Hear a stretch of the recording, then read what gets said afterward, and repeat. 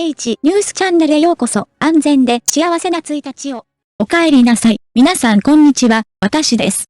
私たちの視聴者や友人の多くはマレーシア出身です。数日前、マレーシアは疫病の影響で封鎖されたようだった。皆さんの安全を祈りますし、世界中の視聴者や友人が健康でいられることを願っています。今日はマレーシアの超常現象について話したいと思います。ストーリー、マレーシアは超常現象の噂が多い場所だ、と誰かが私に言いました。視聴者のミキさんもマレーシア出身です。彼女は私たちに超自然的な物語を提出しました。それは彼女が大学にいた時の出来事でした。彼女の話をする前に一つ聞きたいことがあります。皆さん、ゲンティンハイランドの女性の幽霊について聞いたことがありますか？マレーシアのゲンティンハイランドは、マレーシアで最も有名な観光名所の一つです。世界最大のホテルと言われており、マレーシア最大のカジノも併設されています。マレーシアに若いカップルがいるという噂がある。妻はゲンティンハイランドに行ったことがなく、ぜひ行きたいと思っています。お金を持ってゲンティンハイランドに来ました。ゲンティンハイランドで何が起こったのか？まず最初に言っておきますが、ゲンティンハイランドに到着しました。私は絶対にカジノに行ってギャンブルをして運試しをしたかったのです。その日、夫は夜中の2時か3時までギャンブルを続けました。もちろん、彼は全財産を失いました。彼は一晩ホテルに泊まるお金さえ失った。夫婦は一晩中車で山を下らなければなりませんでした。突然、真夜中に車が止まりました。山の中腹にいた時、突然ガス欠になりました。夫は妻に車に止まるように頼み、車から降りて救助者を探しに行きました。車に乗っていた妻は少し眠くなったので、車の中で眠ってしまいました。彼女がどれくらい寝たかわかりません。彼女が目を覚ますと、夫はまだ戻っておらず、車の外の夜を眺めていました。彼女はパニックに陥りましたが、車から降りる勇気はなく、車の中で過ごしました。この時、妻は異変に気づきました。通り過ぎるすべての車は、遠くまで通常の速度で移動します。しかし、彼が彼女の車を追い越す時、彼は突然加速し、非常に速い速度で彼女を追い越しました。妻は不安を感じずにはいられませんでした。その時、突然パトカーが現れ、遠くから拡声器を使って車内の妻に放送を行った。早くバスから降りてください。パトカーのところに来てください。振り返らないでください。妻は何が起こっているのかわからなかったので、警察の命令に従ってパトカーまで歩いていかなければなりませんでした。彼女は振り返らないように抵抗し、無限の恐怖が彼女の心に集まった。彼女はついにパトカーに到着した。彼女はちょうど到着したところだったので、警察官が到着した。彼はパニックに陥った表情で彼女をパトカーに引き込み、急いで走り去った。この時、妻が振り返った光景は、極めて恐ろしい光景でした。彼女は白い服を着た緑色の顔の男が車の屋根に座っているのを見た。牢屋の女の幽霊は美味しそうに頭を噛んでいた。翌日、警察は女性の幽霊が閉じ込められていた車から約200メートル離れた場所で夫の遺体を発見した。しかし、彼は頭を失っていた。この事件はマレーシアで大きな懸念を引き起こした。この事件はマレーシアで大きな反響を呼んだ。事件の白黒写真が地元新聞に掲載されたという。マレーシアの友達。この事件について知っていますか？ただし、この事件はゲンティンハイランドではなくトンネルで起こったという伝説もあります。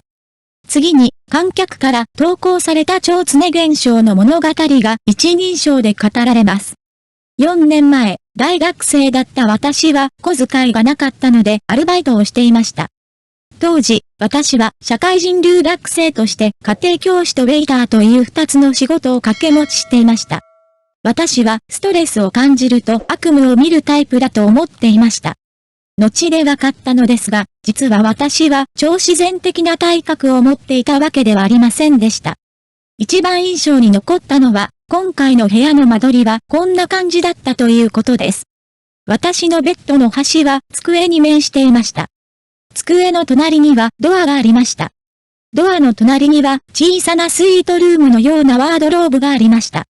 その夜、私はいつものようにベッドの右側で寝ましたが、ベッドに座っていました。その時、ドアの方で誰かに見つめられているような気がしたのですが、ドアは全く開きませんでした。考えすぎたのかなと思い、そのまま眠ってしまいました。日々考え事をしていて、夜になると夢を見ていたからかもしれません。私は長い髪をなびかせた女の子を夢見ていました。白いドレスを着た女性は、私の部屋のドアの前で動かずに立っていた。彼女は、ただ私を見つめただけでした。本当に奇妙に感じました。彼女は何もせず、ただ私を見つめていました。あまりにも怖かったので、冷や汗をかきました。幸いなことに、それは本当に夢でした。最近プレッシャーをかけすぎているのではないでしょうか？次の日目覚めると、私は仕事と学校に行き続けました。その夜、私は彼女がもう玄関にいないように感じました。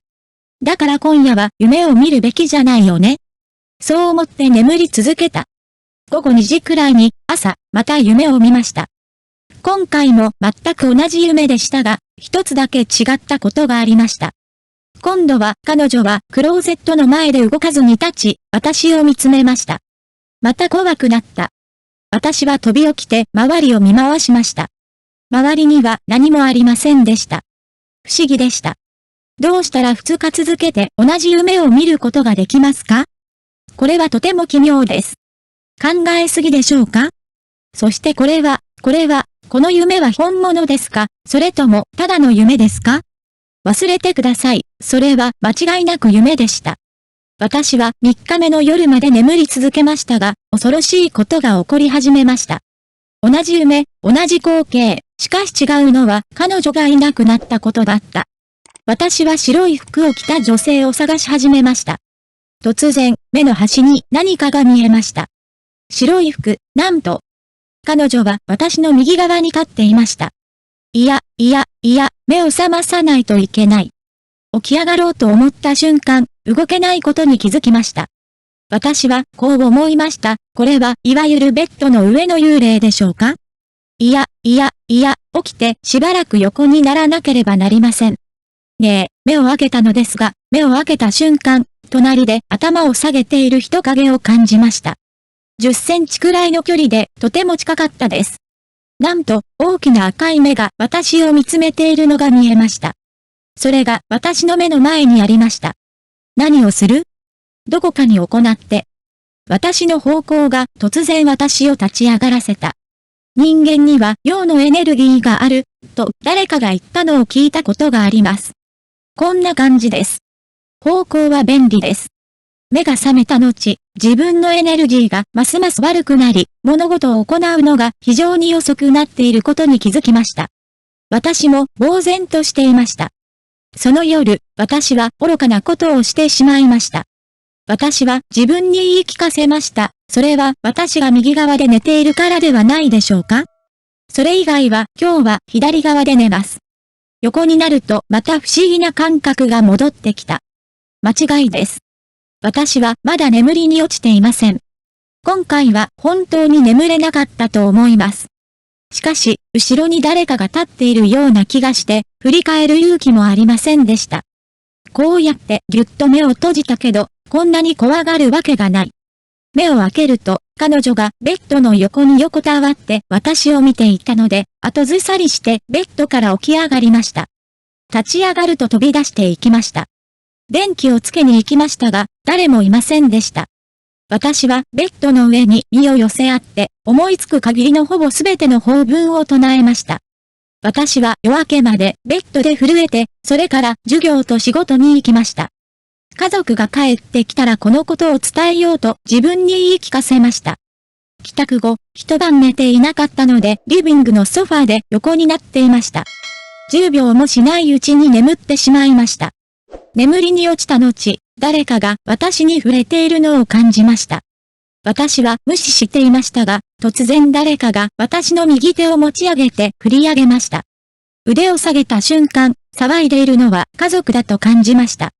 私が議論しようと立ち上がった時、周りを見回すと、家で静かにしている人は誰もいませんでした。突然肌に鳥肌が立ちました。私はすぐに電話を取りました。私は家族に電話して家を飛び出しました。その後、私は母親に何が起こったのかを話しました。彼女も何かが良くないと感じていました。翌朝、彼女は私を礼拝のために神殿に連れて行き、家に帰った時にベッドの横に置くための包括的な本をくれました。こんな簡単な別れではあまり意味がないと今からでも思います。しかし、数晩眠った後は、すべてがうまくいきました。やっと終わったと思った矢先、その日の夕食中に母が髪の毛が逆立つようなことを言いました。あなたのいとこのザヤオミーを覚えていますか？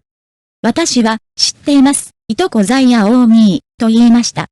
あなたのいとこのザヤオミーを超自然的な体質を持っています。彼女は私に、最近、女性の幽霊の夢をよく見ますか？と尋ねました。私はすぐにびっくりしました。それで私は言いました。お母さんは続けて、女性の幽霊があなたのいとこになぜ見つからないのかと尋ねたと言いました。彼女を見つけたいです。私は、お母さん、あの女性の幽霊は誰を探しているの？と言いました。母は、なんてことだ、どうして私を探しているの？と言いました。すると母が、今はどこかで補助の仕事をしているんじゃないの？と言いました。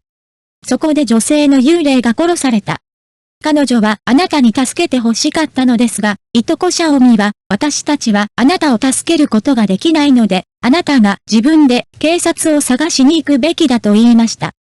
女性の幽霊は泣き続け、ついに立ち去った。これを聞いてみると、この件が重要かどうかはわかりません。少なくとも私にとってはハッピーエンドだと考えるべきです。しかし、私の心にずっと残っているのは、彼女を助けるべきかどうかということです。いとこのシャオミさんは、よくこのようなアーピオに遭遇すると言いました。彼女はいつもあらゆる種類の奇妙なものを抱えており、助けを必要としています。彼女は寒く感じているか、暑く感じているか、あるいはお金が足りないかのいずれかです。彼女は様々な面で助けを必要としていますが、一人を助ければ、次も助けてくれるでしょう。私はそのようなことにあまりにも多く遭遇しました。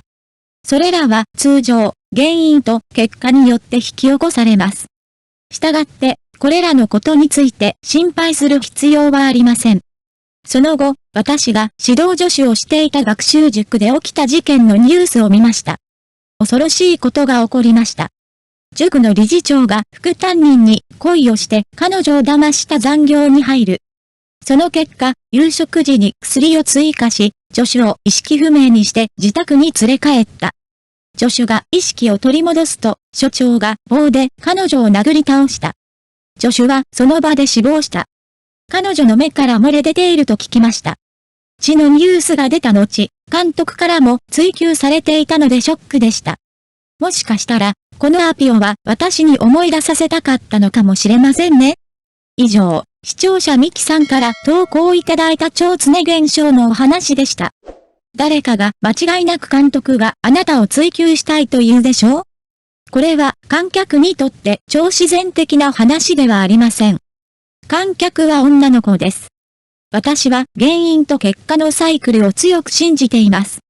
私は自分がまいた原因が何であれ、その結果を刈り取ると信じているので、私は警告として役立つように物語を活用したいとよく考えています。女の子だけではありません。外出時は誰もが安全に注意しなければなりません。残業をしなければならない場合でも、家族に報告する必要があります。この行為がやりすぎだとは思わないでください。時には、これらの行動があなたの命を救うこともあります。今日の話はここまでです。超自然的な物語があれば、ぜひ私に投稿してください。次回を愛しましょう。